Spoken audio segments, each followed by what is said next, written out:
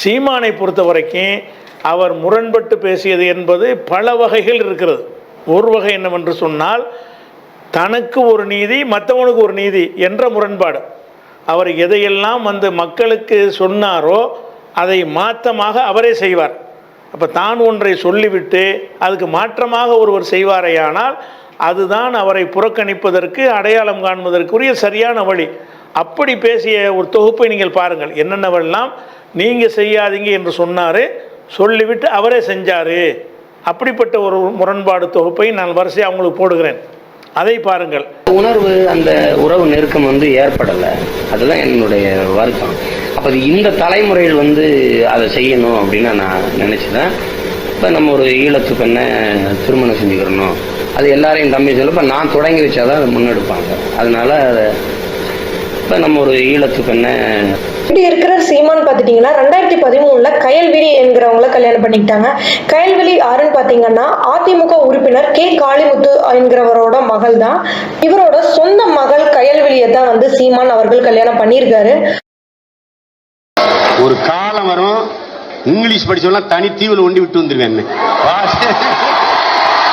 என் பிள்ளைங்க என் மயங்க 2 பேரும் ஆங்கில வழியில படிக்கிறாங்க. என் பிள்ளைங்க என் மயங்க 2 பேரும் ஆங்கில வழியில படிக்கிறாங்க. என் பிள்ளைங்க என் மயங்க 2 பேரும் ஆங்கில வழியில படிக்கிறாங்க. நம்ம நாட்டு நாய் இருக்கு பாருங்க, நாட்டு நாய், கோம்ப சிப்பிப்பாறை இப்படின்னா நாட்டு நாய் வச்சிருந்தோம். நம்ம வீட்டிலேயே கிடக்கும். நம்ம வீட்டு நாய் இன்னைக்கு எங்கே கிடக்கு? ரோட்ல கிடக்கு. தெரு நாயா நிக்குது, தெரு நாயா. நாட்டு நாய் நம்ம பாரம்பரியமா நம்ம கூட வாழ்ந்து வந்துடுறோம். நம்ம வீட்டு நாய், நாட்டு நாய் தெருவில் கிடக்கு. அல்சேஷன் பமேரியன் இந்த நாய்க்குட்டி எல்லாம் விலை 30,000 40,000 50,000 இதை கொண்டாந்து இறக்குறான். நினைச்சு பாரு, இந்தியா முழுமைக்கும் எத்தனை லட்சம் கோடியை நாய் வித்து சம்பாரிச்சிருக்கான்னு பாத்துக்க. இது ஒரு சந்தை, இதுதான் அரசியல். இந்த நாய்க்கு நம்ம நாய் நம்ம சாப்பிட எச்சியோட சாப்பிட்டு விசுவாசமா வாலாட்டி கிடக்கும். அந்த நாய் எச்சியோட திங்காது. அதுக்கு அவனே உணவு தயாரிக்கிறான், அதைத்தான் வாங்கி போடணும்பா. அவனே ஊசி மருந்து வச்சிருக்கான், அதைத்தான் போடணும்பா. நுட்பமா கவனிக்கணும். இதுல பல லட்சம் கோடி வர்த்தகம் இருக்கு, பிசினஸ், வியாபாரம் நாயில.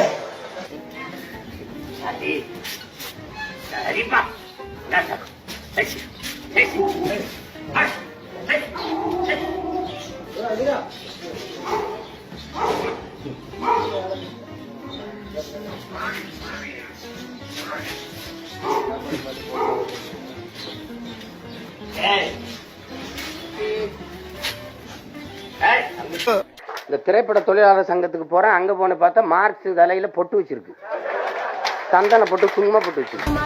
கீழே ஊது வச்ச படத்துக்கிட்டு வச்சு சைடுல சொருகி பக்கவாட்டுல சொருகி கும்பிட்டு. இந்த தவறுகளை சகித்து கொள்ள சொல்றதே பெரிய தவறு இல்லையா?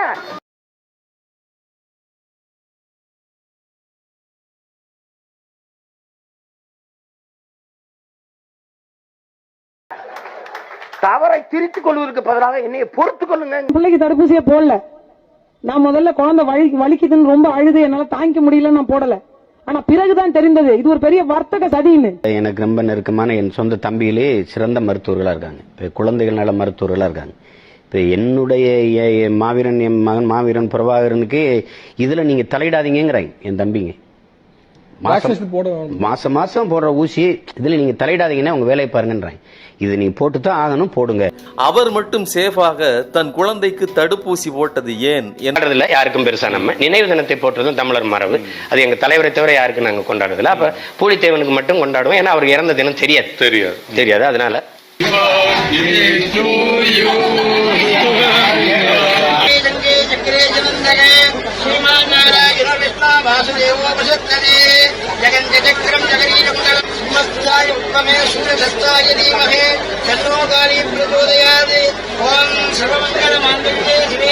பெரிய பவுன்சர் தான் இல்ல. யாராவது பேசுறது எப்படி சண்டை போட்டு காட்டணுமா? இல்ல எப்படி சண்டை போட்டு காட்டணுமா?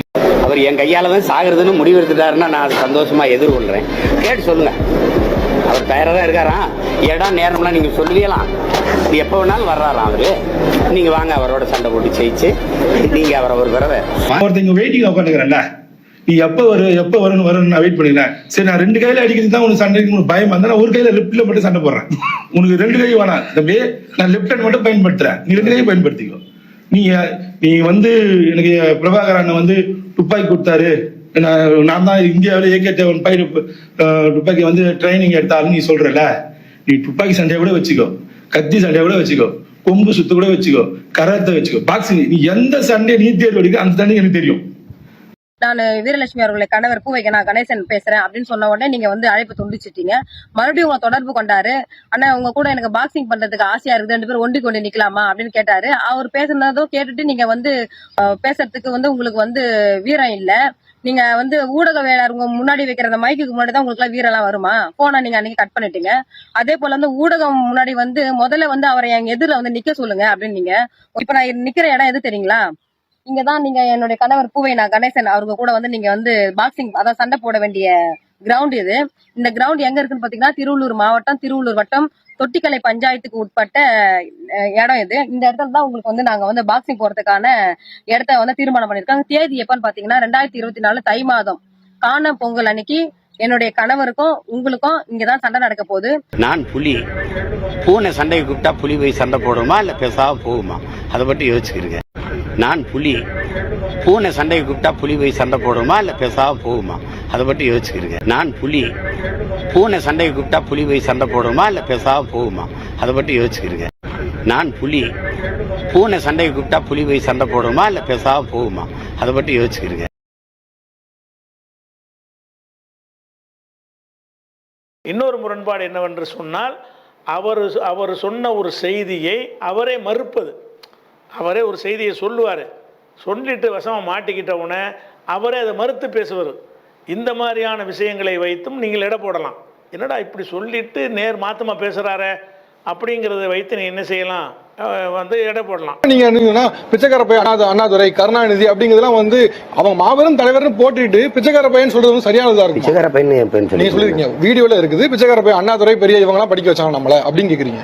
சாச்சா அப்படி சொல்லியிருக்க மாட்டேன். படிக்க வச்சேன்னு சொல்றதுல படிக்க வச்ச தலைவன் காமராஜ், குடிக்க வச்ச தலைவர்கள் தான் இவர்கள். அது வந்து இவங்க பெருமை. நாங்க எப்பேற்பட்ட ஆளுநருடைய பிள்ளை இல்ல, பிச்சைக்கார பிள்ளை இல்ல. அண்ணாதுரை, கருணாநிதி, MGR, ஜெயலலிதா பார்த்து எதிராக விமர்சனங்கள்ல ஒரு விமர்சனமாக முன்வைக்கப்படுறது, நீங்க மும்பைக்கு சென்று பாரதிய ஜனதா கட்சி வேட்பாளர்களுக்கு ஆதரவு கேட்டவர், பரப்புரை செய்தவர், இன்றைக்கு அவர்களுடைய பின்னணியில தான் இந்த விஷயங்கள்லாம் நடக்குது. அது ஒரு பைத்தியக்காரத்தனம். பாரதிய ஜனதா கட்சி வேட்பாளர் அப்படின்னு சொல்லுவார். தமிழ்ச்செல்வன் நம்ம சகோதரர், புதுக்கோட்டைக்காரர். அங்க வந்து அவர் போட்டிடுறாரு, பிஜேபியோட வேட்பாளர். ஆமா, வேட்பாளர். அவர் ஒரு ஈழ விடுதலை ஆதரவாளர். அங்க இருக்கிற மக்களுக்கு ஒரு பாதுகாப்பு அரண். அங்க போய் என்னுடைய மேடையில அவங்க கட்டியிருந்த கொடியெல்லாம் எடுத்துட்டாங்க. என்னுடைய மேடையில அவரை ஏத்தி இவருக்கு வாக்கு செலுத்துங்க. புகைப்படங்கள்ல அவங்களுடைய கொடி, அவர்களுடைய கட்சி, அவர்களுடைய பின்னணியோட தான் புகைப்படங்கள்லாம் இன்னைக்கு இருக்கு. அதெல்லாம் இன்னைக்கு திரும்ப மறுபதிப்பு செய்து வலைத்தளங்கள்ல அதை மறுக்க முடியாது. வந்து பாரதிய ஜனதா தமிழ்ச்செல்வன் மட்டுமல்ல, மற்ற வேட்பாளர்களுக்கும் நீங்க அங்க எங்கெங்க போனீங்கிற வரைக்கும் டீடைல்ஸ் போறாங்க. நீங்க உங்க பரப்புரை நடந்திருக்கிறது. தமிழ்ச்செல்வனுக்கு வாக்கு கேட்டது உண்மை, அது சும்மா ஏதாவது சொல்லிட்டு இருப்பாங்க. கூடுதலாக அந்த என்னென்ன தொகுதிகள் நான் வேணா பட்டியல் சொல்றேன், எங்கெல்லாம் நீங்க கூட போனீங்க அப்படின்னு சொல்லி அதுவும் இருந்திருக்கிறதுங்கிறதுனால இப்ப வந்து இந்த செய்தியை யாரை நோக்கி கேள்வி எழுப்பணுமோ அதிகாரத்தில் இருக்கவங்களால தான் இன்னைக்கு ஒரு முடிவு கொடுக்க முடியும். ஆனால் அதை ஒரு நாட்டின் குடிகளை உழைப்பிலிருந்து வெளியேற்றி சோம்பி இருப்பதற்கு ஊதியம் கொடுத்து வச்சது இந்த நாடு தான். என் நாடு ஒரு திட்டம் வச்சிருக்கு, 100 நாள் வேலை திட்டம். 100 நாள் தான். அதுக்கப்புறம் அதுக்கு வேலை இல்லாமல் இருக்கிற ஒரு திட்டம். என்ன 100 நாள் வேலை? 100 நாள் வேலையில வெட்டின ஏரி எத்தனை, தூர் வாரின குளம் எத்தனை, நட்டு வளர்த்த மரங்கள் எத்தனை? ஒன்றும் கிடையாது. என்ன வேலை? உட்கார்ந்து மந்தையில சீட்டாடுவது அல்லது பல்லாங்குழி ஆடுவது. உழைக்காமல் உழைப்பிலிருந்து வெளியேற்றி சோம்பி உட்கார வைப்பதற்கு ஒரு சம்பளம் கொடுக்கும். அங்க வேளாண்மைக்கு எங்க ஆத்தாள் அப்பனும் விளைஞ்ச கத்தரிக்காயை பறிக்க, தக்காளியை பறிக்க ஆள் இல்லாம தவிச்சிட்டு இருக்கான். இதே நான் பேசினேன் அன்னைக்கு கூட்டத்திலயுமே. இப்படி செய்யுங்கன்னு தான் சொன்னேன். இப்படி செய்யுங்க, இப்படி உழைப்பை கொண்டு அதுல ஈடுபடுத்த சொல்லுங்க. வயது முதிர்ந்தவர்கள்லாம் அதுல அவங்களெல்லாம் நான் ஒண்ணு சொல்லல. முதியோர் ஊக்கத்தொகை கொடுத்த மாதிரி இருக்க வச்சு ஊக்கத்தொகை கொடுத்துருங்க. அவங்களை உழைப்பு வேர்வையில் உழைக்க விடாதீங்க. 50 வயசு 55 வயசுக்கு உள்ள இருக்கிறவங்களை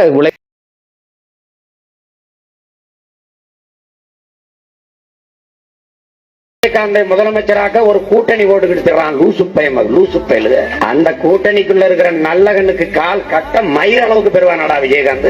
விஜயகாந்தால வாழ்ந்தவர்கள் அப்படின்னு எத்தனை ஆயிரம் பேரும் சொல்லலாம். பல்லாயிரக்கணக்கான பேர் வாழ்ந்திருப்பார்கள். ஆனா விஜயகாந்தால கெட்டவன் ஒருத்தன் கூட இருக்க முடியாது. விஜயகாந்துங்கிற மாதிரி நடிக்கிறதுக்கு நிறைய நடிகர்கள் வந்துட்டாங்க. அவரை மாதிரி மனுஷன் வர்றது கடினம். மாதிரி இல்ல, நீங்க நினைக்கிற விஜய் எல்லாம் கிடையாது. சினிமாவில் வசனம் பேசுற நடிக்கிற விஜய் இல்ல. வரும்போது பாருங்க, 1000 இருக்கட்டும், அவர் கொடி என்ன எது இருக்கட்டும், 1000 இருந்தாலும் அவன் என் தம்பி, நான் எப்பவும் ஆதரிப்பேன். அவர் என்னை எதிர்த்தே வேலை செஞ்சாலும் ஆதரிப்பேன். அது ஒரு பிரச்சனை கிடையாது. அதை விட எதிரி எந்த நடிகனுக்கும் கட்சி ஆரம்பிக்கணுங்கிற எண்ணம் வராது. நடி விஜய்க்கு சேர்த்தா சார்? எல்லாருக்கும் சேர்த்தேன். நடி விஜய்க்கு சேர்த்தா சார்? எல்லாருக்கும் சேர்த்தேன். அதுல அண்ணனும் கிடையாது, தம்பியும் கிடையாது. தம்பி, நான் குட்டி கதை சொல்லுவேன் அல்ல தம்பி, வரலாற்றை கற்பிக்க வந்தவன். சினிமாவில் பஞ்சு டாலாக்குல தம்பி, இது நெஞ்சு டாலாக்கு. இது நெஞ்சு நெஞ்சு நெஞ்சு. ஒன்று சாலையில அந்த ஓரத்துல நில்லு, இல்ல இந்த ஓரத்துல நில்லு. நீ நடுவால நில்லாம் லாரி அடிச்சு செத்து போயிருவா பாத்துக்க. சினிமாவில் அரவன்புலம் சச்சிதானந்தமோ அண்ணன் காசியானந்தன் போன்றவர்களும் போய் ஐயா ராஜீவை பார்க்கும்போது கடந்த காலத்துல நான் தவறு பண்ணிட்டேன், அதாவது ஐபிகே அனுப்பி நான் உறுதியா நான் வென்று வந்துருவேன், மறுபடியும் பிரதமரா நான் பிரபாகரனுக்கு நான் நிச்சயம் உதவுவேன், தொடர்ச்சியா சண்டையிட்டு கொண்டு இருக்க சொல்லுங்க, நான் நிச்சயம் உதவுவேன்னு சொல்றாரு. அதுக்கப்புறம் 2 மாசத்துல கொல்லப்படுறாரு. அப்படின்னா ஒரு விடுதலை நேசிச்சு நிக்கிற ஒரு தலைவன், ஒரு மிகப்பெரிய இந்திய பெருநாட்டை நேசிச்சு நிக்கிற தலைவன், ஒரு வல்லாதிக்கத்தின் தலைவரை, அதுவும் தனக்கு உதவுறேன்னு சொல்ற தலைவரை கொல்லுவாரா? அதேதான்டா ராஜீவ்காந்தியை கொன்னோம். சரிதான்டா.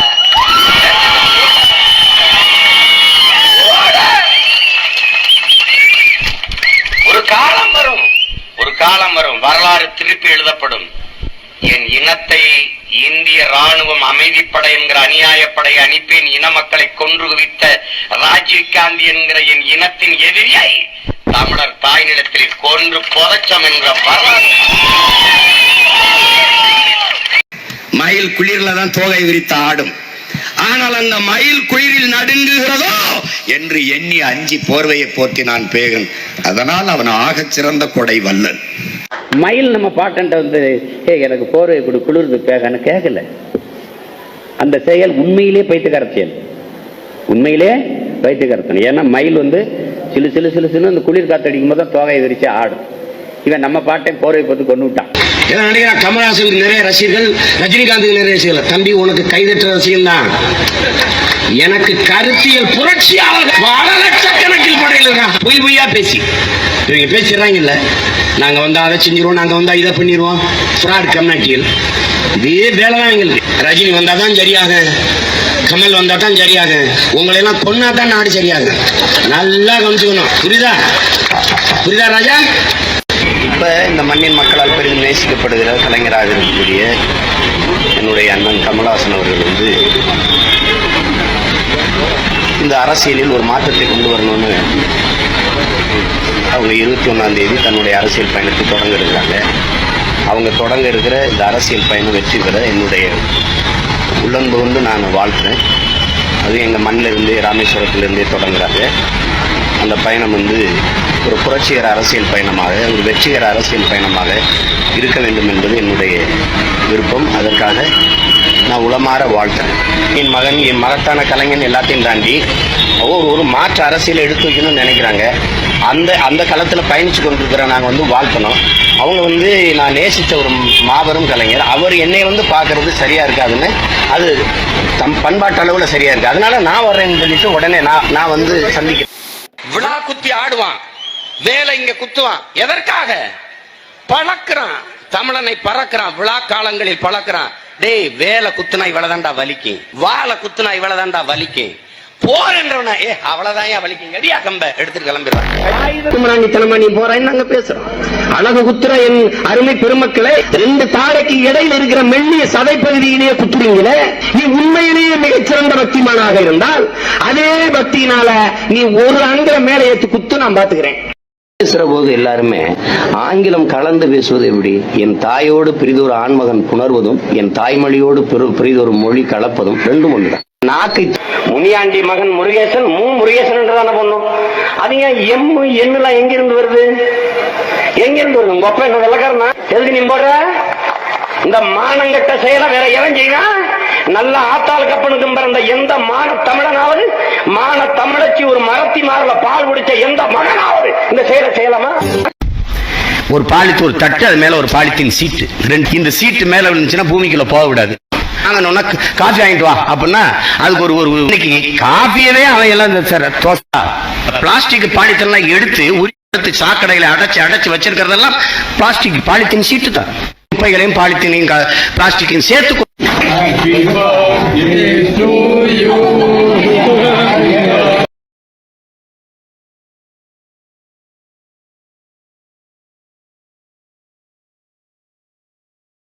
பேசுவோம் அப்படின்னா எல்லாரும் நீங்க இருங்க, தம்பி நீங்க மட்டும் வாங்க.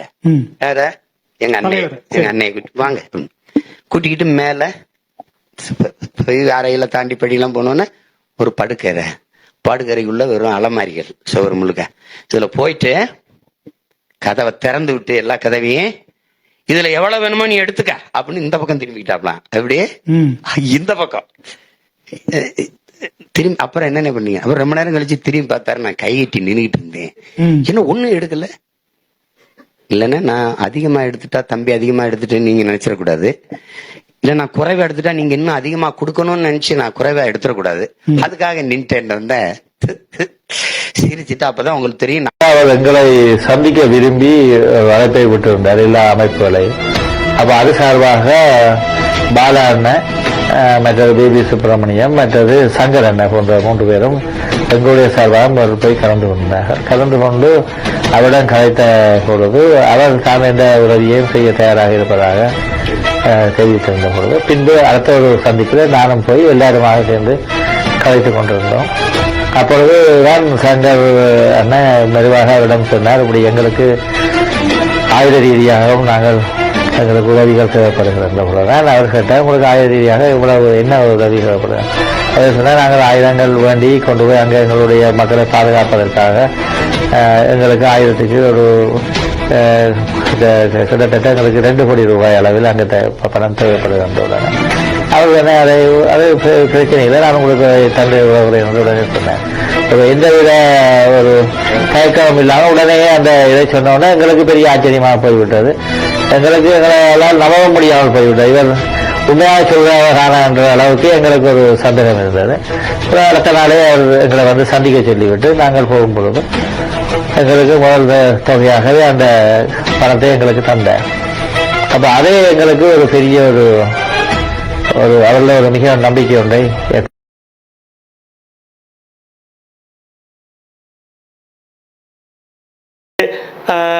நம்ப முடியாத பொய்கள், நம்பவே முடியாது. கேட்டாலேயே கொஞ்சம் சிந்திச்சாலேயே இது பொய், வரலாறுலாம் தெரிய வேண்டியதில்லை. அந்த செய்தியை பார்த்தாலே பொய்ன்னு தெரியும். அப்படி பொய்யென்று தெரிந்திருக்கக்கூடிய செய்திகள் அவர் நிறைய பேசியிருக்கிறார். அதற்கு சான்றாக சிலதை நான் எடுத்து போடுகிறேன். இந்த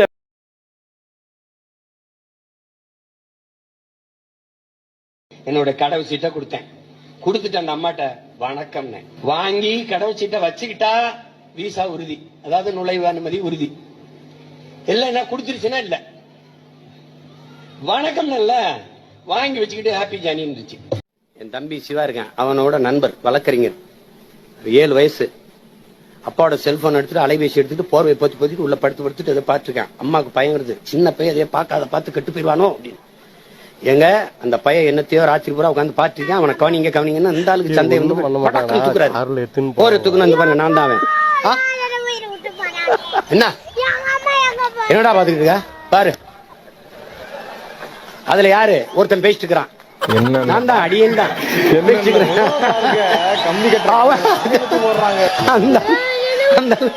வானூர்தியில ஏறினா அந்த பணிப்பெண்கள், சேவை பெண்கள், விமான பணிப்பெண்கள் என்னை எப்படி கண்டுபிடிப்பாங்கன்னு தெரியல. பார்த்தவன வணக்கம், அது ஆள் தெரியுது, ஆள் பார்த்து செய்யற வேலை. 7.5 கோடி பேரு இந்த டிக்டாக்ங்கிற செயலி இருக்குல்ல, அதுல 7.5 கோடி பேர் என்னை பின்பற்றாங்க. பின்பற்ற எல்லாருமே இளம் பிள்ளைகள், பள்ளி கல்லூரியில் படிச்சுக்கிட்டு பிள்ளைகள். என் பேச்சை எடுத்துட்டு அதனாலேயே இவர்கள் இந்த டிக்டாக் வந்து அதை தூண்டுது, அதை பேன் பண்ண, அதை தடை பண்ணு. இது காரணம் தான். உங்களுக்கு இருக்க செல்வாக்கு டிக்டாக் தடை பண்ற பகிரி இருக்குல்ல, பகிரியில 5 பேருக்கு மேல முன்னகர்த்த முடியாதுன்னு கொண்டு வந்தது எனக்காக தான். சொல்ல மாட்டாங்க, உண்மை அதுதான். பின்னணியில் அப்படி ஒரு விஷயம் புரிஞ்சிருக்கு. உண்மைதான். இந்த டிக்டாக்ங்கிற செயலி இருக்குல்ல, அதுல 7.5 கோடி பேர் என்னை பின்பற்றாங்க. பின்பற்ற எல்லாருமே இளம் பிள்ளைகள், பள்ளி கல்லூரியில் படிச்சுக்கிட்டு பிள்ளைகள். என் பேச்சை எடுத்துட்டு அதனாலேயே இவர்கள் இந்த டிக்டாக் வந்து அதை தூண்டுது இதை பேன் பண்ண அதை தடை பண்ண இது காரணம் தான். உங்களுக்கு இருக்க செல்வாக்குனால டிக்டாக் தடை பண்றாங்க வந்தது எனக்கு அதுதான் சொல்ல மாட்டாங்க. உண்மை அதுதான். பின்னணியில் அப்படி ஒரு விஷயம் புரிஞ்சிருக்கு. உண்மை அதுதான். இந்திரா காந்தி இறந்ததுக்கு சிறு பிள்ளையில 3 நாள் பட்டினி இருந்திருக்கேன். நான் 5 வயசுல இருந்த களத்துல இருக்கேன். 5ஆப்பு படிக்கும்போது இளையான்குடி கடத்தருவில் இருந்து கம்யூனிஸ்ட் கட்சி கொடியை பிடிச்சிக்கிட்டு சிவகங்கை மாவட்ட ஆட்சியர் அலுவலகத்துக்கு விவசாயி போராட்டத்தில் பேரணிக்கு போகும்போது சின்ன பையனா கொடி பிடிச்சிட்டு போனது ஞாபகம் இருக்கு. 200 கோடியை விட்டு வருவதே பெரிதென்றால் நாம் 2000 கோடி பேரம் பேசும்போது அதையும் விட்டு களத்திலே தனியா நிற்க காரணம் எவ்வளவு வேறு எவ்வளவு கோடிகளை தருகிறோம், எத்தனை சீட்டு தருகிறோம் என்று பேரம் பேசியிருப்பார்கள் தெரியாதா? செக்கில ஆட்டின சுத்தமான உருட்டு. இதெல்லாம் நாதியற்று போனோமா நாங்க? நாதியற்று ஒரு நாள் என் தமிழ் மீது, என் தாயின் மீது, என் தாயின் மீது சத்தியம் என்று சொல்றேன். இந்த நிலம் எனக்கு சிக்கிச்சு நீ செத்த. கடிதம் கொடுத்தால் பிரான்ஸ் குடியுரிமை கொடுக்குதுங்க. நான் கடிதம் கொடுத்தா டென்மார்க், பிரான்ஸ், சுவிஸ் குடியுரிமை கொடுக்குது. எனக்கெல்லாம் தேல் கொட்டிச்சுன்னா ரொம்ப வலிக்கும்பாங்க. தேல் கொட்டிச்சா ரொம்ப வலிக்கும் போல் இருக்கு. ரொம்ப வலிக்கும் பயம் காட்டுவாங்க. ஒரு நாள் முதுகுல படுத்திருக்க படுக்கையில கடிச்சு முதுகுப்புறம் கொட்டி விட்டுருச்சு. என்னடா வலிக்குதுன்னு பார்த்தேன், அது தேல் செத்து கிடக்கு. அப்புறமா அந்த தேல் தான் கொட்டிடுச்சாடா, இவ்வளவுதான் வலியா?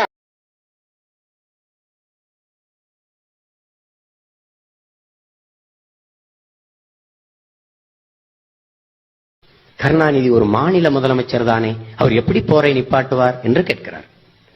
நான் கெஞ்சி கேட்டேன் என் அன்பு மக்களே. முதல்வன் படம் போல காலையில் 5 மணியிலிருந்து சாயந்தரம் 5 மணி வரைக்கும் என்னை ஒரு நாள் முதலமைச்சராக்கி விடுங்கள், நான் எப்படியாவது போரை நிப்பாட்டி விட்டு வந்து விடுவேன். இந்திய அணியில நம்மளை சேர்த்துக்கிற மாட்டாங்க. கிரிக்கெட் சேர்த்துக்கிறா, தமிழ்நாடு கிரிக்கெட் அணி எடுப்பேன். இந்திய அணியோட தமிழ்நாடு அணிக்கு போக விடுவேன். அறிவிப்பு செய்வேன், இந்திய அணி உலக கோப்பைக்கு விளையாட போவதற்கு முன்பு என்னுடைய தமிழ்நாட்டு அணியை வென்றுவிட்டு தான் போகணும்னு சவால் விடுவேன். எங்கிருந்து ஆள் எடுப்பேன் பார்த்துக்க, உழைக்கிற கூட்டத்தில் எடுப்பேன். எந்த பந்து போட்டாலும் 6 அடிக்கிறவனா தெரிஞ்சு கேட்பேன். என்ன வேணும்? குதிராவளி வேணுமா, கம்பு வேணுமா, திணை வேணுமா, சாமை வேணுமா, அரிசி செவ்வரிசி வேணுமா, இல்ல என்ன வேணும், கரடஞ்சம்பா வேணுமா, குதிராளி சம்பா, எல்லாம் வச்சிருப்பேன். உனக்கு சோம்பேறியா வீட்டுல இருக்கிறியா, அடுத்து சொல்லு, அடுத்த நோடி நான் தருவேன். 10 மாடு வச்சுக்கிட்டு ஒரு தம்பி ஒரு நாளைக்கு 30,000 சம்பாரிச்சுக்கிட்டு இருக்கான். ஒரு நாளைக்கு 30,000, அப்ப மாசம் எவ்வளவு? மாட்டு சாணி எடுறா, ஆட்டு புழுகை அல்றா, கொண்டு போய் இயற்கை உரப்பண்ணையில கொட்டுறா, அப்படியே பெரிய வேலையை போட்டு வச்சிருப்பேன். என் பிள்ளை என்ன அப்படியே இப்படி பிடிச்சிட்டு போறான்னா, பூட்ஸ் போட்டிருப்பான், கிளவுஸ் போட்டிருப்பான், இது போட்டிருப்பான், கையில கிளவுஸ் போட்டிருப்பான், நல்ல சுகாதாரமா கௌபாய் மாதிரி மாடு மேய்ச்சிட்டு இருப்பான். அது பாட்டுக்கு மேயும். கட்சித்தேவை எப்படியா மீட்கிறது? இப்படியா மீட்கிறது? சீமா எப்படி மீட்பேன்? 50,000 பெட்டாலியன் ஸ்பெஷல் போர்ஸ் கிரியேட் பண்ணுவேன், உருவாக்குவேன். சிறப்பு படைய ஆயுதங்களோட கொண்டு குவிப்பேன். ஒரே ராத்திரியில இறக்குவேன், சுத்தி நின்னுக்குவேன். இந்திய தேசிய கொடி ஏத்துவேன், பக்கத்துல தமிழ் தேசிய கொடியும் ஏத்துவேன். 2,80,000 ராணுவ வீரர்களை என் தாய் நிலம் தமிழகத்துல குவிச்சு வச்சிருக்கான். திருப்படா இங்க வாடாம களைச்சு விட்டு அடிச்சிருந்துருவேன். ஒரு மாநில அரசின் அதிகார வரம்பு எதுவரை உள்ளது என்பதை உணர்ந்து அறிந்து பேசினேன். மத்திய அரசு மூலமாக நான் அதற்கான நடவடிக்கைகளை எடுப்பேன் என்று பேசியிருக்கிறேனே தவிர நான் ஒரு படையை திரட்டிக் கொண்டு கச்சத்தீவை மீட்பேன் என்று பைத்தியகாரத்தனமாக பேசவில்லை. கல்லூரி மாணவிகளை எரித்து விட்டதாக 3 பேருக்கு தூக்கு தண்டனை. அந்த 3 பேரும் வேலூர் சிறையில என்னோட தான் இருந்தாங்க. மிக நல்லவங்க. ஆனா உண்மையிலேயே அந்த செயலுக்கு அவங்களுக்கு சம்பந்தம் இல்லை. இது நீங்க நம்புறீங்களோ இல்லையோ, நான் சொல்றதை நீங்க நம்பித்தாகணும். ஏன்னா அது சத்தியம். அவங்களுக்கு தெரியாது அப்படி ஒண்ணு நடந்ததே. என்ன நியாயமா நடந்திருக்கு தெரியுமா? வெறும் பேருந்து தான் நின்றுருக்கு. வெறும் பேருந்து தான் அப்படின்னு நினைச்சு யாரோ சில பேர் பத்த வச்சு விட்டாங்க. அதான் உண்மையிலே நடந்தது. அந்த எரியும் போது, பத்த வைக்கும் போது வெறும் பேருந்து தான். ஆனா பேருந்து எரிஞ்சு இருக்கும்போது காப்பாத்த ஓடி வந்த 3 பேரும் இவங்க 3 பேரும் நின்னதுனால இவங்களே அதை எரித்தவர்களாக அடையாளம் காட்டப்பட்டு இன்னைக்கு மரண தண்டனை வாங்கி சிறைக்குள்ள இருக்கிறார். பேருந்தில் செல்லும் பொழுது தருமபுரி மாவட்டத்திற்கு பக்கத்தில் ஒரு இடத்தில் மறித்து இந்த பேருந்தை தீ வச்சு கொளுத்துகிறார்கள். அனைத்து இந்திய அண்ணா திராவிட முன்னேற்ற கழகத்தைச் சேர்ந்த அவருடைய கட்சியைச் சேர்ந்த தொண்டர்கள், தலைவர்கள். அந்த மாணவிகள் கதறுகிறார்கள். எங்கள் எல்லோரும் இறக்கி விட்டுட்டு பிறகு வேணால் பேருந்தை நீங்கள் எரித்துக் கொள்ளுங்கள் என்று. அதற்கு கூட செவிசாய்க்காமல் அவசரமாக அந்த வாகனத்தின் மீது எரிபொருளை வீசி 3 மாணவிகளை உயிரோடு எரித்து கொன்ற செயலை செய்தது. நான் 5 வயசுல இருந்த களத்தில் இருக்கேன்.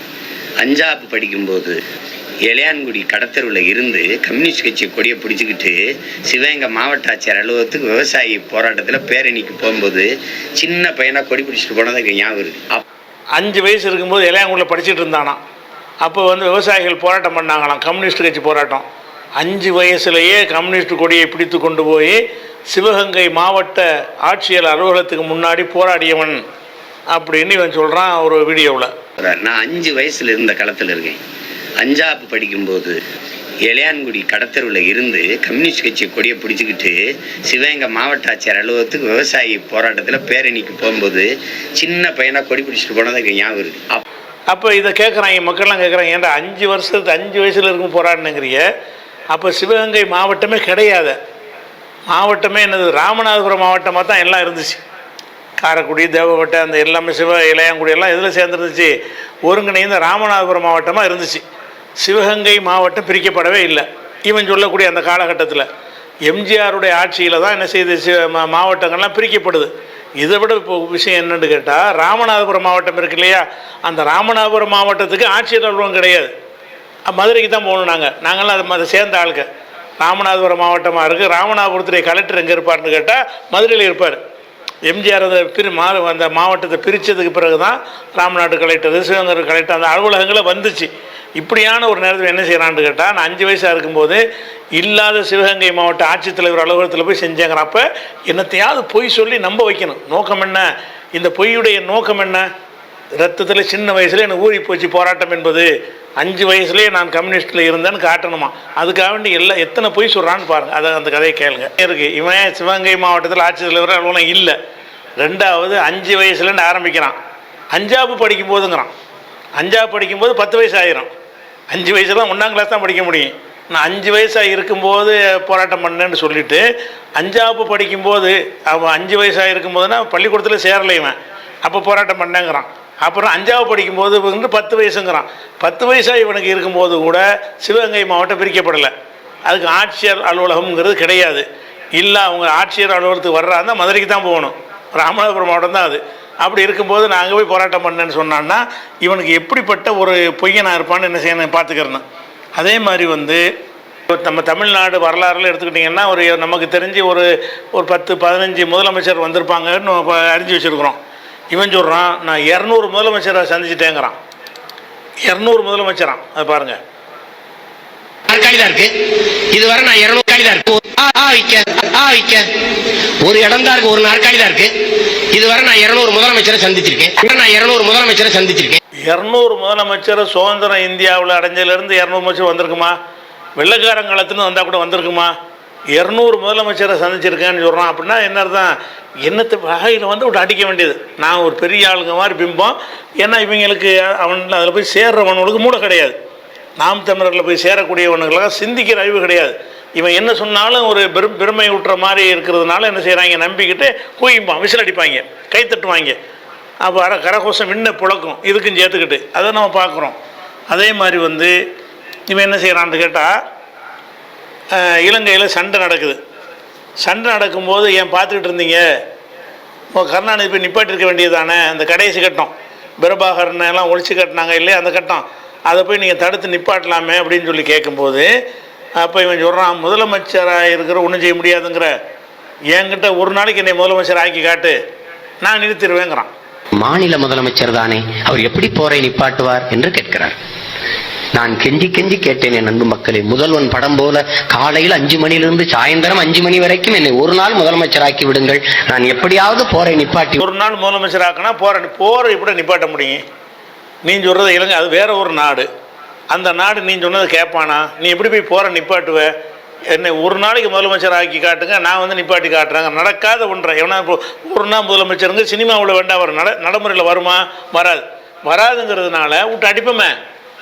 நம்ம தலைவர் வந்து ஒரு நாளில் செஞ்சிருவாருப்பா, அப்படிப்பட்ட ஒரு ஆள் அப்படிங்கிறத உண்டாக்க நினைக்கிறானே தவிர இது நடக்குமா நடக்காதா, இது எப்படி சாத்தியம், அதை பற்றிலாம் அவனுக்கு என்ன செய்யல, சிந்திக்கிற திறமையே கிடையாது.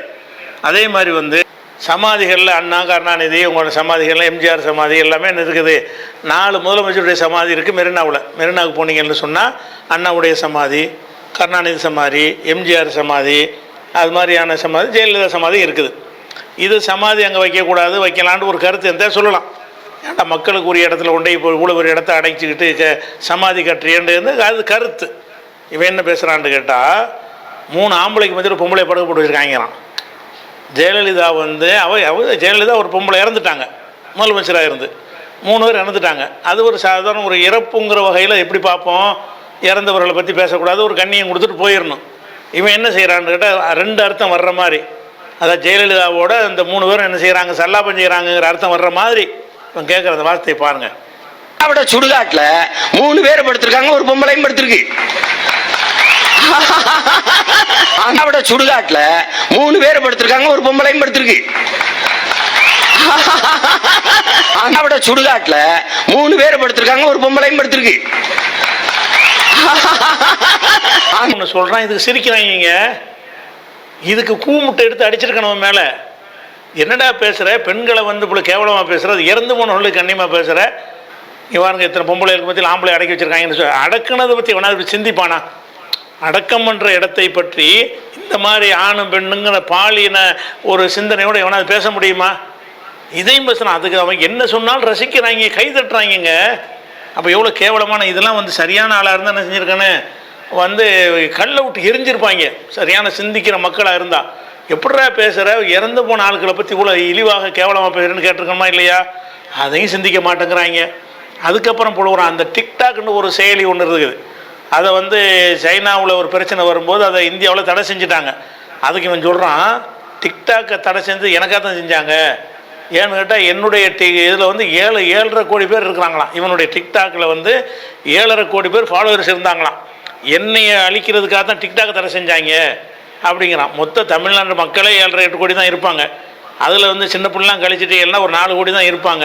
அதில் இவனுக்கு மட்டும் 7.5 கோடி பேர் இருக்காங்களாம். அதை டிக்டாக் யூஸ் பண்ணுறோம் எத்தனை லட்சத்தில் ஒருத்தன் 1000ல் ஒருத்தன் கூட இருக்க மாட்டான். அதை பற்றி சொல்லும்போது இந்த டிக்டாக் ஏன் தடை செஞ்சாங்க தெரியுமா? டிக்டாக்னா நான் தான், யார் எடுத்தாலும் டிக்டாக்ல பூரா என்னை பற்றி தான் எல்லாம் விளையாண்டுட்டு இருக்கிறாங்க. அதனால வந்து என்னுடைய புகழ் மங்க வைப்பதற்குத்தான் டிக்டாக்கை தடை செஞ்சாங்கிறான். அதுக்கு ரசிக்கிறாங்க பாருங்க. 7.5 கோடி பேரு இந்த டிக்டாக்ங்கிற செயலி இருக்குல்ல, அதுல 7.5 கோடி பேர் என்னை பின்பற்றாங்க. பின்பற்ற எல்லாருமே இளம் பிள்ளைகள், பள்ளி கல்லூரியில் படிச்சுக்கிட்டு பிள்ளைங்க, என் பேச்சை எடுத்துட்டு. அதனாலேயே இவர்கள் இந்த டிக்டாக் வந்து அதை தூண்டுது, அதை பேன் பண்ண, அதை தடை பண்ணு, அது காரணம் தான். உங்களுக்கு இருக்க செல்வாக்கு டிக்டாக் தடை பண்ற பயிரி இருக்குல்ல, பயிரில 5 பேருக்கு மேல முன்னகர்த்த முடியாதுன்னு கொண்டு வந்தது எனக்காக தான். சொல்ல மாட்டாங்க, உண்மை அதுதான். அப்படி ஒரு விஷயம் உண்மைதான். இந்த டிக்டாக்ங்கிற செயலி இருக்குல்ல, அதுல 7.5 கோடி பேர் என்னை பின்பற்றாங்க. பின்பற்ற எல்லாருமே இளம் பிள்ளைகள், பள்ளி கல்லூரியில் படிச்சுக்கிட்டு பிள்ளைங்க, என் பேச்சை எடுத்துட்டு. அதனாலேயே இவர்கள் இந்த டிக்டாக் வந்து அதை தூண்டுது, அதை பேன் பண்ண, அதை தடை பண்ணு, அது காரணம் தான். உங்களுக்கு இருக்க செல்வாக்கு டிக்டாக் தடை பண்றது வந்தது எனக்காக தான். சொல்ல மாட்டாங்க, உண்மை அதுதான். அப்படி ஒரு விஷயம் உண்மைதான். அப்போ இது என்ன, இதுலேருந்து அந்த ரசிகர்கள் விளங்குவதற்கு ஒரு விஷயம் என்னன்னு கேட்டால், இவன் தன்னை வந்து உயர்த்தி காட்டுவதற்காக வேண்டி அவ்வளோ பொய்களை சொல்கிறான். டிக்டாக்கில் நான் தாங்கிறான், வாட்ஸ்அப்பில் 5 பேருக்கு மேலே மெசேஜ் அனுப்புறதுக்கு தடை செஞ்சது என்னால் தாங்கிறான். அப்போ பிரபாகரன் என்கிட்ட தான் மக்களை விட்டுட்டு போனாருங்கிறான். அதை என்ன வேண்டாலும் வாயில் வந்து விட்டு அடிக்கிறான். அப்போ இதை பார்த்து வெக்கப்படுவாங்க. அறிவாளிகள் என்ன செய்வாங்கன்னு கேட்டால், இந்த கிறுக்கு பயல்கிட்ட போய் நம்ம சேர்ந்துருக்கோமே, நம்மளையும் மடப்பயல் நினைப்பாங்களே, நம்மளையும் பைத்தியக்காரன் நினைப்பாங்களேன்னு ஒரு வெக்கம் வரணும்ல. அது பயணிக்கிறவங்களுக்கு கொஞ்சம் கூட கூச்ச நாச்சம் வெக்கம் இல்லாமல் அதில் போட்டு கை தட்டுறாங்கன்னா, இந்த மாதிரி ஒரு கூட்டம் உருவானால் தமிழகம் என்ன கதிக்கு ஆளாகிறது?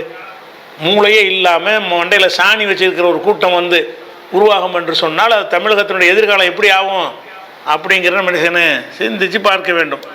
அதுக்கடுத்து என்ன செய்கிறான்னு கேட்டால், இந்த கச்சத்தீவை மீட்பேங்கிறான். இவன் காவிரிக்கே தீர்வு இல்லைங்கிறான். கச்சத்தீவை மீட்பேன்னு சொல்லி என்ன செய்கிறான், ஒரு தேர்தல் பிரச்சாரம் சொல்கிறான். ஜெயலலிதா ஆதரிச்சிட்டாங்கன்ட்டு. அதுக்கு ஜெயலலிதா ஒரு மறுநாட்டி கொடுப்பாங்க. ரெண்டும் சேர்ந்து வருது பாருங்க. இப்படியா மீட்கிறது? சீமா எப்படி மீட்பான்? எப்படி மீட்பேன்? 50,000 பெட்டாலியன் ஸ்பெஷல் போர்ஸ் கிரியேட் பண்ணுவேன், உருவாக்குவேன். சிறப்பு படைய ஆயுதங்களோட கொண்டு குவிப்பேன். ஒரே ராத்திரியில இறக்குவேன், சுத்தி நின்றுடுவேன். இந்திய தேசிய கொடி ஏற்றுவேன், பக்கத்துல தமிழ் தேசிய கொடியும் ஏற்றுவேன். 2,80,000 ராணுவ வீரர்களை என் தாய் நிலம் தமிழகத்துல குவிச்சு வச்சிருக்கான். திருப்படாங்க வாடாந்த களைச்சு விட்டு அடிச்சிருவேன். ஒரு மாநில அரசின் அதிகார வரம்பு எதுவரை உள்ளது என்பதை உணர்ந்து அறிந்து பேசினேன். மத்திய அரசு மூலமாக நான் அதற்கான நடவடிக்கைகளை எடுப்பேன் என்று பேசியிருக்கிறேனே தவிர நான் ஒரு படையை திரட்டிக் கொண்டு கச்சத்தீவை மீட்பேன் என்று பைத்தியகாரத்தனமாக பேசவில்லை. வேண்டிய நிலைமை. நான் என்ன கேட்கிறேன், நீ பேசுறது தமிழ் தேசியம் கிடையாது. இங்க மாநிலத்தில் ஒரு கட்சி ஆரம்பிச்சிருக்க, நீ எப்படி பெட்டாலியன் இறக்குவ? நீ நாட்டினுடைய பிரதமராக இருந்தால் தான் அது கூட செய்ய முடியும். இது தனித்தமிழ் நாடாக இருந்து நீ ஆட்சி அமைச்சின்னா என்ன செய்யலாம்? நான் அந்த படை அனுப்பு, இந்த பெட்டாலியன் அனுப்புவாரான், பக்கத்தில் அந்த கொடி ஏற்றுவாரான், அந்த கொடி எதிர்ப்பாரான். பிரதமராக இருந்தால் கூட இன்னொரு நாட்டுக்கு அனுப்புறது ஒரு கஷ்டம், வச்சுக்கிடுவோம். இவன் என்ன செய்கிறான்னு கேட்டால், என்னை நான் எப்படி மீட்பேன் என்று சொன்னால் 50,000 பெட்டாலியன் அனுப்புவேன், அந்த கொடி ஏற்றுவேன், அந்த கொடி ஏற்றுவேங்கிறான். இவன்கிட்ட இவனே முதலமைச்சராக இருந்தால் கூட செய்ய முடியுமா? ஜெயலலிதா அழகாக சொல்கிறாங்க, இது பைத்தியகாரத்தனமான வேலையை நான் செய்ய மாட்டேன். எந்த அர்த்தத்தில் சொன்னேன்? பிரதமருடைய கவனத்துக்கு கொண்டு போவேன், இந்திய அரசு கவனத்துக்கு கொண்டு போவேன், அவங்க மூலமாக செய்வேன்னு சொன்னேன் தவிர இவன் மாதிரி நான் பைத்தியகாரன் கிடையாதுன்னு அந்த அம்மா என்ன செய்கிறாங்க, அதுக்கு மறுப்பு சொல்லியிருக்கிற காட்சியை பார்க்குறோம். இந்திரா காந்தி இறந்ததுக்கு சிறு பிள்ளையில 3 நாள் பட்டினி இருந்திருக்கு. என்ன பாருங்க. அப்போ இந்திரா காந்தி இறக்கும்போது அவனுடைய பிறப்பை வச்சு பார்த்தீங்கன்னா சீமான் வயசு 18. அப்போ இந்திரா காந்தி இறக்கும்போது 18 வயசு ஒரு அரசியல்லாம் தெரிஞ்ச ஒருத்தனாக இருந்திருக்கிறான். அவன் அதையெல்லாம் யோசிக்கவே மாட்டான், வாயில் விட்டு அடிக்க வேண்டியதான். இப்படி புழுகுவதற்கு கொஞ்சம் கூட கூச்ச நாச்சம் இல்லாமல் செய்யக்கூடிய ஒரு ஆளாக இருக்கிறான். அதே மாதிரி நான் கடிதம் கொடுத்தால் சுவிட்சர்லாந்தில் விசா தருவார்கள், நான் கடிதம் கொடுத்தால் கனடாவில் விசா தருவார்கள். கடிதம் கொடுத்தா போதுமா? இவன் என்ன பிரதமரா? இவன் கடிதத்துக்கு இப்படி கொடுப்பாங்க, அதையும் சொன்னால் கேட்டு ரசிக்கிறாங்க. பாருங்க, சுவிட்சர்லாந்து விசா பாருங்க. கையெழுத்து போட்டு கொடுத்தா குடியுரிமை கொடுக்காது அப்படின்னு சொன்னீங்க, அது உண்மையா? சத்தியமா கொடுக்குறேன். எப்படி அது? திரு சீமான் தனிப்பட்ட நபர், அதாவது அரசியல் இயக்கங்கள் இருந்து மக்கள் பணி செஞ்சிருக்கிறாரு அப்படிங்கிறதுக்கு மதிச்சு கொடுக்குறாங்க, கொடுத்தானே இருக்கிறாங்க. அது எப்படி இன்னொரு நாட்டுல சாத்தியப்படும்? அது எனக்கு தெரியாது. என் பிள்ளைகள் கேட்கறாங்க, நான் கடிதம் கொடுக்குறேன். நீங்க கையெழுத்து கொடுத்து குடியுரிமை பெற்றவர்கள் இருக்கிறாங்கல்ல, இதுல என்ன பொய்? சுவிட்சர்லாந்துக்கு மெயில் அனுப்பி கேட்குறாங்க, அது பச்சை பொய் அவங்க மறுத்துடுறாங்க. அப்போ எந்த ஒரு நாட்டுக்கும் ஒரு மனுஷனுடைய கடிதத்தை வச்சு விசா கொடுப்பாங்களா? இப்போ என்ன செய்யறான்னா பிம்பத்தை உண்டாக்குறான். அவன் தோன்றது மத்தியில் நாளைக்கு சுவிட்சர்லாந்துக்கு போக நினைச்சோம்னு சொன்னால் சீமான்ட்டு ஒரு கடிதம் வாங்கிட்டு போனால் கொடுத்துருவாங்க அப்படின்னு சொல்லிட்டு இவனை விசா எடுத்துகிட்டு வர சொல்லி கடைசியில் கள்ளத்தனமாக அங்கே இருக்க சொல்லி இப்படி போட்டு ட்ரம்ப் கைது பண்ணி கொண்டாந்து விடுறாருல, அந்த மாதிரி கொண்டாந்து விடுவதற்கு தான் இது உதவுமே தவிர இவனை நம்பி போனால் உருப்படுமா? அப்போ இந்த மாதிரி அவங்களே இதெல்லாம் மறுத்துருக்காங்க, அப்படிலாம் கொடுக்குற வழக்கம் இல்லைன்னு இருக்கிறாங்க. அப்போ இவன் நான் கொடுத்து விசா கொடுப்பேன்னு சொல்கிறான், அதை பார்க்குறோம். அதே மாதிரி அடுத்தது என்னென்னு கேட்டால், பொதுவாக அரசியல் கட்சியில் இருக்கிறவங்க எல்லார்ட்டையுமே மது பழக்கங்கள் பெரும்பாலும் இருக்கும். இருந்தாலும் வெளிப்படையாக நாங்கள் குடிக்கிறோன்னு சொல்ல மாட்டாங்க, ரகசியமாக போய் குடிப்பாங்க, அப்படிலாம் இருப்பாங்க. இவன் என்ன செய்வான்னு கேட்டால், நான் குழந்தையாக இருக்கும்போது சாராயத்தை தான் நாக்கில் தொட்டு வச்சாங்க, குடிகார குடும்பம், நாங்கள் குடும்பமே குடிகார குடும்பம் அப்படின்னு சொல்லி சின்ன பிள்ளையில் குடிப்போம், பள்ளிக்கூடத்தில் படிக்கும்போதும் குடிப்பேன், பள்ளிக்கூடத்து பக்கத்துலேயே சாராய கடை வச்சுருப்பாங்க, எந்த உலகத்தில் இருக்குமாங்க, என் காலத்தில் இருந்துச்சுங்கிறான். அப்போ 5 வயசு பிள்ளையில் போய் 1ஆம் கிளாஸ் படிக்கும்போதே அவன் குடிச்சேங்கிறான், பகிரங்கமாக குடிச்சாங்கிறான். இப்படி சொல்லி கடைசியில் என்ன ஆச்சுன்னு சொன்னால், இவன் இப்போ மக்கள் மத்தியில் வரும்போதே போதையில் வர்றது, போதையில் உளர்றது, அந்த பிரச்சனை எல்லாம் வருது. அவன் போதையில் உள்ள தடுமாற்றங்களை பூரா அந்த வீடியோவில் பாருங்கள். இன்னைக்கு ஏற்பட்ட பழக்கம், எல்லாரும் சக்கரை தண்ணியில் தான் சேனை தொட்டு வைப்பாங்க. எனக்கு என் தாத்தை சாராய தண்ணியில் தொட்டு வச்சுட்டான். நான் கல்லூரிக்கு படிக்க போகும்போது கல் குடிச்சு தான் போவோம். உலகத்தில் எந்த கல்லூரி வாசல்ல அது கல் கடை வச்சு பார்த்துருக்கியா? எங்களுக்காக தான் கல் கடை. எங்கள் பெரியப்பா வச்சுக்கிட்டு உட்காந்துருப்பார், போகும்போது குடிச்சிட்டு போவோம், வரும்போது வச்சுட்டு போவோம். வேலையே எங்களுக்கு படிக்கும்போது கல்லூரிக்கு போகிறது இல்லை, கபடி விளையாடுறது, பந்தயம் கட்டி ஜெயிக்கிறது, பொரோட்டா திங்கிறது, கல் குடிக்கிறது, படம். நான்லாம் சின்ன பிள்ளையில இப்படி கூட்டு நெஞ்சு போட்டு போய் அப்படியே நோஞ்சானா இருந்தேன். வர சொந்தக்கார முறை ஒத்த பண்ண கல்லா ஒரு 10 நாளைக்கு வாங்கி ஊத்துப்பா பிள்ளைக்குன்னு. ஒத்த பண்ண கல்ல ஊத்து உடம்ப தேத்தும்பான். ஒத்த பண்ண கல்லா போட்ட போடுதான் இந்த போடுறேன், பாத்துக்கங்க. என் ஊர்ல நீங்க நம்புறீங்களோ இல்லை, என் ஊர் நிலைமை என்ன தெரியுமா? எங்க அம்மா பாருங்க 250 ரூபா கூலி கொடுக்குறாங்க, சிலருக்கு 300 ரூபா, ஆள் வர்றதில்லை. ஆனா சீமா வீட்டுக்கு போனா அப்புறம் என்ன தெரியுமா சொல்றதுக்கு நான் வைக்கப்பட்ட ஒரு பாட்டு கூட கொடுப்பாங்க. எங்க அம்மா வந்து கெஞ்சியே, எப்பா அது கொடுத்தா தாப்பா தானே வர்றேங்க, எந்தையாவது பண்ணி விடுப்பான்னு நான் எங்க அண்ணன்ட்ட பேசி அண்ணன் ஒரு 4 பெட்டி அனுப்பிவிடுவேன். அது எங்க அம்மா வந்து அந்த 300 ரூபாயோட ஒரு பாட்டு. மற்ற வீட்டுக்கு போகாம என் வீட்டுக்கு வர்றது காரணம் தான்.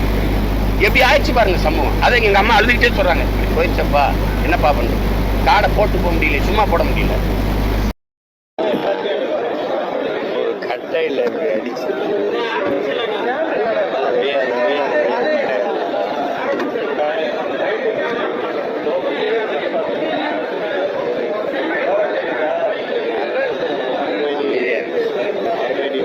அமைதியா எல்லாம் அமைதியா இருக்கு, அமைதியா இருக்கு.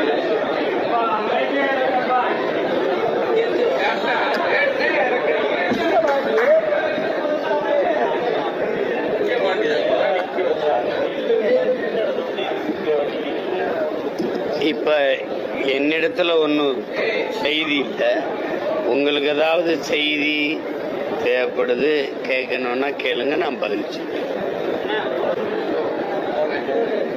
நன்றி, வணக்கம். எடுத்ததெல்லாம் போடுங்க.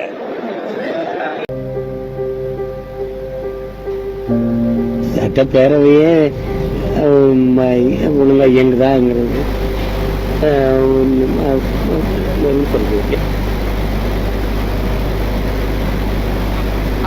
தமிழ் தேசியம்னா என்ன? இதுதான். ஹலோ ப்ளீஸ், இதுதான். ப்ளீஸ் அண்டர்ஸ்டாண்ட், இதுதான் இதுதான். திஸ் இஸ் தமிழ் நேசன், இவ்வளவுதான். இதான் திஸ் இஸ் தமிழ் நேஷனலிசம், வேற ஒண்ணும் கிடையாது. போட்டு குழப்பிக்காத. இப்ப சொல்றா அப்ப சொல்றா, நீ சிரி சீஃப் மினிஸ்டர் தமிழ்நாடு சீமான் இருக்கும்போது ஒரு தடவை சிரிடா, டேய் சிரிடா. அன்னைக்கு ஒரு தடவை ஆமக்கரின்னு சொல்றா, அன்னைக்கு ஒரு தடவை இந்த போட்டோ பொய்ன்னு சொல்றா, அன்னைக்கு ஒரு தடவை அரிசி கப்பல்னு சொல்றா, டே நல்ல ஆத்தாளுக்கு அப்பனுக்கும் பிறந்த அன்னைக்கு ஒரு தடவை சொல்றா AK-74 சொல்றா, அன்னைக்கு ஒரு தடவை சொல்றா. அது சொல்றான்டா. ஏன் பாப்பான்? அவன் மனித குலத்தில் எல்லோரையும் சமமாக பார்ப்பான், அதனால் அவன் பாப்பான். ஏன் பாப்பான்? அவன் மனித குலத்தில் எல்லோரையும் சமமாக பார்ப்பான், அதனால் அவன் பாப்பான்.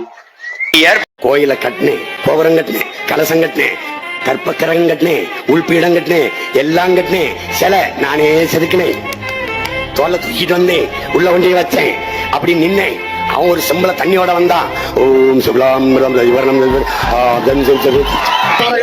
பக்கத்துக்குள்ள வரக்கூடாது, நீ வந்தா தீட்டு, வெளியில போனாம் பாரு.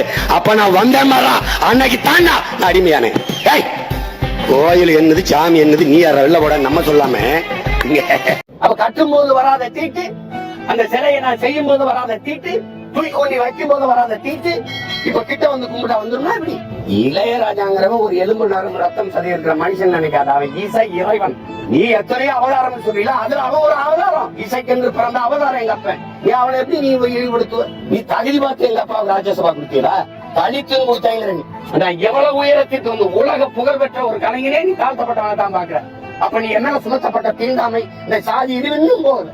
பிரசிடென்ட் ஆஃப் இந்தியாவே கோயில் வெளியில் நிறுத்தணும். நீ பூரி ஜெகநாதர் கோயில்ல பிரசிடென்ட் ஆஃப் இந்தியா திரௌபதி முர்முவே வெளியில் நிறுத்தணும், கட்டை கட்டி வெளியில் நிறுத்தணும். நீங்க அத்வானி ஐயா மோடி நாற்காலி விட்டு உட்காரும் போது இப்படி திரௌபதி முர்மு கை கட்டி நிக்க வச்சவங்க தானே. ஆனா எந்திரிச்சு பாரத மாதாக்கு ஜெயின் போட்டவங்க தானே. நீங்க எங்க இருக்கு பாரத மாதாக்கு ஜெய்? பாரத மாதா நிக்கிறாள், நீங்க உட்கார்ந்துருக்கீங்க.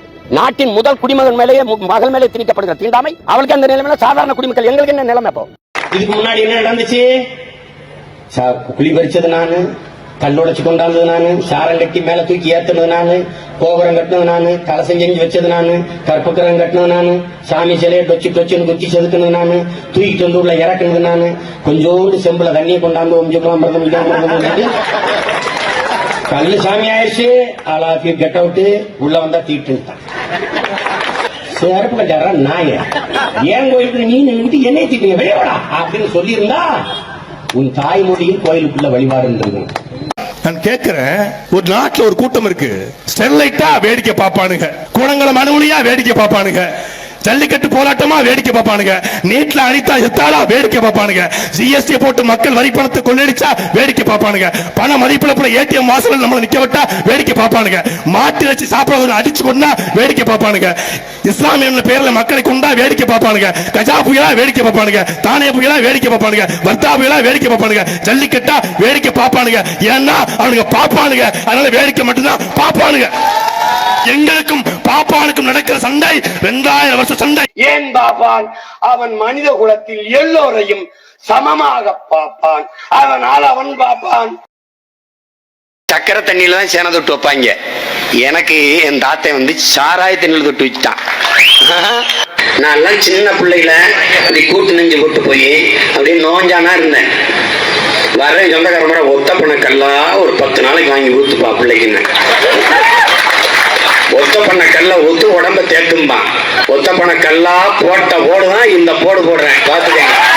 நான் கல்லூரிக்கு படிக்க போகும்போது கல் குடிச்சு தான் போவோம். உலகத்துல எந்த கல்லூரி வாசல்ல அது கல்லு கடை வச்சு பாத்திருக்கியா? எங்களுக்காக தான் கல்லு கடை. எங்க பெரியப்பா வச்சுக்கிட்டு உட்காந்துருப்பாரு. போகும்போது குடிச்சிட்டு போவோம், வரும்போது வச்சுட்டு போவோம். வேலையே எங்களுக்கு படிக்கும்போது கல்லூரிக்கு போறது இல்ல, கபடி விளையாடுறது, பந்தயம் கட்டி ஜெயிக்கிறது, பொரோட்டா திங்கிறது, கல்லு குடிக்கிறது, படம் குடிக்கிறான் பாருங்க கல்லு. என் ஊர்ல நீங்க நம்புறீங்களோ இல்லை, என் ஊர் நிலைமை என்ன தெரியுமா? எங்க அம்மா பாருங்க 250 ரூபா கூலி கொடுப்பாங்க, சிலருக்கு 300 ரூபா. ஆள் வர்றதில்லை. ஆனா சீமா வீட்டுக்கு போனா அப்புறம் என்ன தெரியுமா? உடல் அமைக்கப்பட்ட ஒரு பாட்டு கூட கொடுப்பாங்க.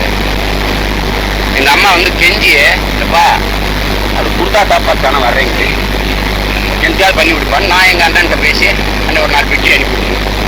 அது எங்க அம்மா வந்து அந்த 300 ரூபாயோட ஒரு பாட்டு. மற்ற வீட்டுக்கு போகாம என் வீட்டுக்கு வர்றது காரணம் தான்.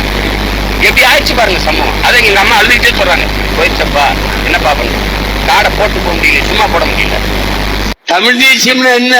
இதுதான். ஹலோ ப்ளீஸ், இதுதான். தண்ணியில பேசுற மாதிரி ப்ளீஸ் அண்டர்ஸ்டாண்ட். இதுதான் திஸ் இஸ் தமிழ் நேசன். இவ்வளவுதான். இதான் திஸ் இஸ் தமிழ் நேஷனலிசம். வேற ஒண்ணும் கிடையாது. போட்டு குழப்பிக்காத. கட்டையில்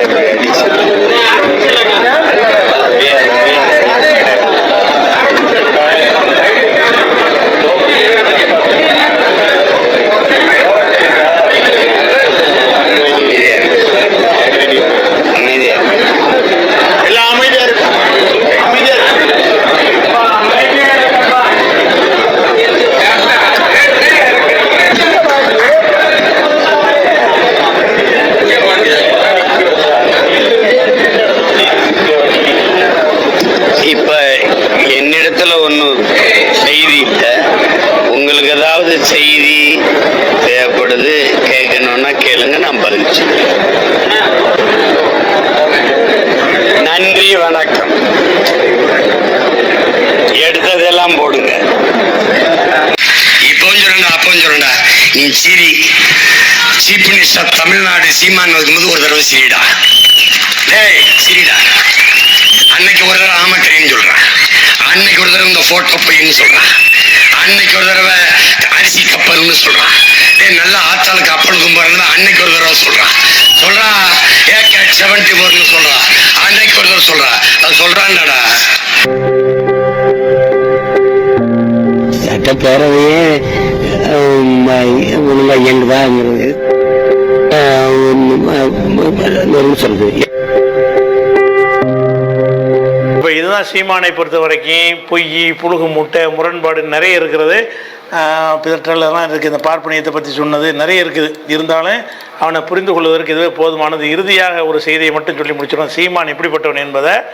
சீமானுக்கு இப்போ வலதும் இடதுமாக இருக்கிற சாட்டை துரைமுருகன், இவர் கொஞ்ச நாள் அங்கேருந்து நீக்கி வச்சுருந்தானுவோம். அந்த நேரத்தில் இந்த சீமான் இப்படிப்பட்ட ஒரு ஆள்னு ஒரு பேசியிருக்கிறார். அதுவே சீமான் யாருங்கிறத எடை போடுவதற்கும், கூட இருக்கிற சாட்டை எந்த மாதிரி ஆளுங்கிற இப்படி தெரிஞ்சுக்கிட்டு போய் அவரோட பணியாற்றார்ல, அதை விளங்கிக் கொள்வதற்கு அதுவே போதுமானது. அந்த வீடியோ பார்த்துருங்க, முக்கியமான வீடியோ அது. பத்தி கேட்டுனா பேசுவான். முசோலினியை பத்தி முசோலினியை பொறுத்தளவு அவரை பாத்தீங்கன்னா அவர் என்னுடைய நீண்ட கால நண்பர். அவர் சின்ன வயசுல பாத்தீங்கன்னா அவருக்கு வந்து காலில் ஒரு புண்ணு இருந்துச்சு. அப்பதான் நான் கொண்டு போய் உனக்கு மருந்து வாங்கி கொடுத்தோம். ஹிட்லரை பத்தி பேசினா பேசுவான். கேப்டன் மில்லர் என்ன போய் இவர் கிளாஸ்மேட் மாதிரி உட்காந்து பேசிக்கிட்டு இருக்கான். பொன்பரப்பி தமிழரசன் பத்தி கேட்டா அவருக்கு பொன்பரப்பி தமிழரசன் நான் தான் மோர் வாங்கி கொடுத்தம்மா. பொன்பரப்பி தமிழரசன் பத்தி கேட்டா அவருக்கு பொன்பரப்பி தமிழரசன் நான் தான் மோர் வாங்கி கொடுத்தம்மா. எடுத்து விடுதான் என் விடுமா. யாரை பத்தி கேட்டாலும் 1 மணி நேரம் சளைக்காம பேசக்கூடிய மிகப்பெரிய ஒரு ஆற்றல் பிரச்சனை. ஆனா பேசுறது அத்தனையும் போய். அப்ப இதெல்லாம் வந்து சீமானுடைய வண்டவாளங்கள் விளங்கிட்டீங்க. இது அல்லாம சீமானுடைய பிதற்றல்கள் என்னென்ன பிதற்றல் பண்ணியிருக்கான்னு பாருங்க. பிதற்றதுன்னு சொன்னா பார்த்தாலே நமக்கு ஒரு ஆச்சரியமா இருக்கு. இப்படி இல்லாம ஒரு மனுஷன் பேசுவாண்டு. அப்போ ஒட்டுமொத்தமாக பார்க்கும் பொழுது சீமான் என்பவன் முஸ்லீம்களுக்கு எதிரியாக இருக்கிறது ஒன்று. ரெண்டாவது இந்த பெரியார் விஷயமாக சொன்னது எல்லாமே வந்து ஒரு காழ்ப்புணர்வில் சொன்னது ஒன்று. மூணாவது விஷயம் என்னென்னு கேட்டால் அவன் சொல்வதை அவனே மறுத்து முரண்பட்டு பேசுவது ஒன்று. இதுகளெல்லாம் பார்க்கக்கூடிய நேரத்தில் அதை ஒரு கட்சியாக ஏற்றுக்கொண்டு அதில் எப்படி பயணிக்கிறார்கள் என்று பார்க்க வேண்டும். இப்போ ஈரோட்டுடைய தேர்தலில் வந்து மரண அடி கொடுத்துருக்குறாங்க. ஈரோட்டில் 24,000 ஓட்டு வாங்கியிருக்கான்னு சொல்லிகிட்டு இருக்கிறீங்க. 24,000 ஓட்டு சீமானுடைய ஓட்டு இல்லை. சீமானுடைய ஓட்டு சீமானுடைய தம்பிகள்லாம் சீமான ஓட்டு கூட்டம் கூட்டமாக போயிட்டாங்க. போன தடவை வாங்கின 12,000 ஓட்டு கூட அவர் உண்மையில் அங்கே கிடைக்கல. கிடைச்சது 1000 ஓட்டு கூட சீமானுடைய ஆளுக்கு ஓட்டு கிடைச்சிருக்காது. பாக்கி எல்லாம் என்னன்னு கேட்டால் அதிமுக போட்டியிடலை, பிஜேபி போட்டியிடலை, வந்து பாமக போட்டியிடலை, தேமுதிக போட்டியிடலை, விஜய் போட்டியிடலை. இவங்களுடைய எல்லாம் அதிருப்தியாளர்கள் இருப்பாங்கள்ல, திமுக போடக்கூடாதுன்னு இவங்கெல்லாம் சேர்த்து போட்ட ஓட்டு தான் 24,000 ஓட்டுங்கிறது. அதெல்லாம் சேர்ந்து கூட டெபாசிட் வாங்கலை. உண்மையில் அவர் ஏற்கனவே கடந்த வாக்கை விட அதிகமாகி விட்டதாக பிரச்சாரம் பண்ணி கொண்டிருக்கிறார்கள். உண்மையில் கடந்த வாக்கை விட கம்மியாக தான் அவங்களுக்கு மட்டும் இருந்தால் கம்மியாக தான் கிடைச்சிருக்கும். கடந்த வாக்கில் 12,000 வாங்கினார்னா அப்போ சீமான் மேலே அபிமானத்தோடு ஒரு கூட்டம் இருந்தார்கள். அவங்களெல்லாம் வெறுத்து ஒதுக்குனதை கூட்டம் வெளியேறுகிற காட்சியை நம்ம பார்த்துக்கிட்டு இருக்கிறோம். அதெல்லாம் நடந்த பிறகு இந்த தேர்தலில் அவருக்கு ஒரு 1000 ஓட்டு கூட சீமானுக்குன்னு விழுந்த ஓட்டு இருக்காது. பாக்கி எல்லாம் 23,000 ஓட்டு யாராக இருக்கும் என்று கேட்டால் அதிமுகவில் திமுகவுக்கே போடக்கூடாது, நோட்டாவுக்கும் போடக்கூடாது என்று சொல்லக்கூடிய கொஞ்சம் பேர் இருப்பான். அவனுடைய ஓட்டு, பிஜேபியுடைய ஓட்டு முழுசா, பாமகவுடைய ஓட்டு, தேமுதிகவுடைய ஓட்டு, விஜயுடைய ஓட்டில் வந்து இவன் திமுக வரக்கூடாது இவன் வந்துட்டு போகிறான்னு சொல்லி போட்ட ஓட்டுகள் இருக்கும். இது எல்லாமே சேர்ந்து கூட ஒரு 25,000 கூட வரல. அஸ்தமனம் ஆகிவிட்டது. சீமானுடைய விஷயம் வந்து அஸ்தமனத்துக்கு போய்விட்டது. இவங்க 25,000 ஓட்டு வாங்கிட்டோம், டபுள் ஆகிட்டோங்கிறாங்க. கள நிலவரத்தை மக்களுக்கு தெரியாதா? ஒத்தன் போட்டியிடலைங்கிறது யாருக்குமே தெரியாதா? அதனால் ஒரு கட்சியும் போட்டியிடாத நேரத்தில் வந்து திமுக ஆண்டா போடக்கூடாதுன்ற கொள்கையில் உள்ளவர்கள் என்ன செய்வாங்க? அவங்களுக்கு முன்னாடி உள்ள ஆப்ஷன் வந்து ஒன்று தேர்தலை புறக்கணிக்கணும், கொஞ்சம் பேர் புறக்கணித்தாங்க, அல்லது நோட்டோவுக்கு போடணும், அது கொஞ்சம் பேர் இப்படி போட்டாங்க. கடைசியில் இவன் தான் இருக்கிறான், இவனுக்காக இப்படி தொலைவோமே இப்படிங்கிற வகையில் தான் அவனுக்கு அந்த வாக்கு கிடைச்சே தவிர எல்லோரும் போட்டியிடக்கூடிய நிலை வந்துச்சுன்னு சொன்னால் ஏற்கனவே வாங்கிய அந்த ஓட்டுகள் கூட கிடைக்காது. அந்த 8%, 6%லாம் சொல்கிறாங்கல்ல, அதெல்லாம் கிடைக்கவே கிடைக்காது. அந்த மாதிரி பேசிக்காக இருந்த தொண்டர்கள் எல்லாம் விளங்கி கூட்டமாக வெளியேறிவிட்டார்கள். பல மாவட்டங்கள் கொண்டோடு காலியாகிவிட்டது. அதுலேயும் தேவையில்லாமல் இந்த பெரியாரை இழுத்து நான் காவி தான் என்று அடையாளம் காட்டிய பிறகு காவியை எதிர்த்து இருக்கக்கூடிய மக்கள் எல்லாமே என்ன செய்ய மாட்டாங்க? இவர் பக்கம் நிற்கவே மாட்டார்கள். அப்படிப்பட்டவர்கள் நாம் தமிழரில் உருவாக்கப்பட்டாங்க. அதாவது பெரியாரை ஆதரித்து பெரியார் தான் நமக்கு தலைவர் என்று சொல்லிக் கொடுக்கப்பட்டவர்கள்லாம் இருந்தாங்க இல்லையா? அவங்களெல்லாம் கூட்டம் வெளியேறிட்டாங்க. கடைசியில் யார் மிஞ்சுவாங்கன்னு கேட்டால் பிஜேபி தான் மிஞ்சுவாங்க. பிஜேபி தனியாக போட்டிட்டான்னு வைங்க, அப்போ இவனுக்கு போட மாட்டாங்க. கடைசியில் வந்து 1000, 2000 ஓட்டு கூட தொகுதிக்கு வாங்க முடியாத அளவுக்கு 2026 தேர்தலில் நடக்கும். இதான் விஷயம். அதனால் சீமான் என்பவரை வந்து நம்ம பெருசாக எடுத்துக்கிற தேவையில்லை. நாமளும் இந்த தெளிவுபடுத்தின விஷயங்களை எல்லாம் விளங்கி தான் நிறைய மக்கள் வெளியேறிவிட்டார்கள் என்பதை சொல்லிக் கொடுக்கிறோம். இது வந்து ஒரு பொதுக்கூட்டமாக இல்லாத காரணத்தினால், ஒரு அரங்கத்தில் இருந்து பேசிய காரணத்தினால், பொதுக்கூட்டம் போன்ற ஒரு எழுச்சியாக அந்த உரை போன்று அமைந்திருக்காவிட்டாலும் செய்திகள் உங்களுக்கு போதுமான அளவுக்கு தந்திருக்கிறோம். இதை உரிய முறையில் பயன்படுத்திக் கொள்ளுங்கள். இது யாரும் காப்பிரைட்டு கிடையாது. யார் வேண்டாலும் இந்த உரைகள் என்ன செய்யலாம், கட் பண்ணியோ தேவையான அளவுக்கோ நீங்கள் உரிய முறையில் பயன்படுத்திக் கொள்ளலாம் என்று கூறி நிறைவு செய்கிறோம். அஸ்ஸலாமு அலைக்கும்.